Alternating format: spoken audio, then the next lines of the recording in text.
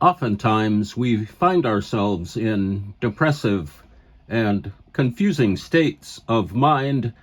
We feel lonely, we feel sad, and we feel downhearted, but these are especially the right times when we should always rush and go to heavenly album covers. And here we are in front of a classic Alice Cooper album cover, which we will get to in one moment. I wanted to show yet another book here. This book is called Flying Embers, and it's a romance novel about a fire station in Newport Beach, California, and a sassy flight attendant. And there's lots of romance going on in this book. It's very special. It was written by a ex-fire department person named Jim Pasternak. And there's Jim right there. It's a wonderful book, Flying Embers, a great title. It's full of words and paragraphs, and it's very chilling, and it's very filled with romance and wonderfulness. It's called Flying Embers by James Pasternak. There's the sassy stewardess, flight attendant, and the firefighter here in Flying Embers. And here's Alice Cooper's album, his album cover, one of the most amazing classic rock album covers of all time. There's Alice Cooper there. He's holding his top hat. He has a top hat.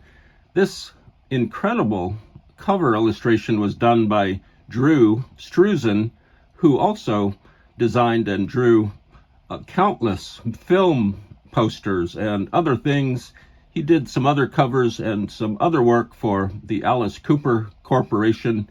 And this is just amazing. There are little insects, flying bugs and dragonflies and things kind of faded away in the background of this main piece here in the middle. Here's Alice Cooper. He's emerging from this triangular shape here. This lettering is unlike any lettering I have ever seen. It is very modular and very incredible. It's almost cubist, yet it's completely readable. And Alice Cooper has a great expression on his face.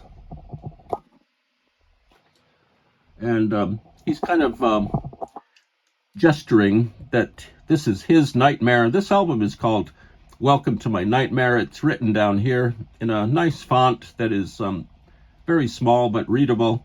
And Alice Cooper is welcoming everyone into his nightmare. And it is indeed a nightmare inside this album. The songs are all very spooky and incredible and moody and just like a real nightmare. And actor Vincent Price is on this album way before he did vocals for Michael Jackson. And this was produced by Bob Ezrin. The music on this album is just really high energy and really well thought out. The players are all professional, and it's just a great package all the way around. Here's a black widow spider chasing a fly, and this overall graphic design was done by Pacific Eye and Ear.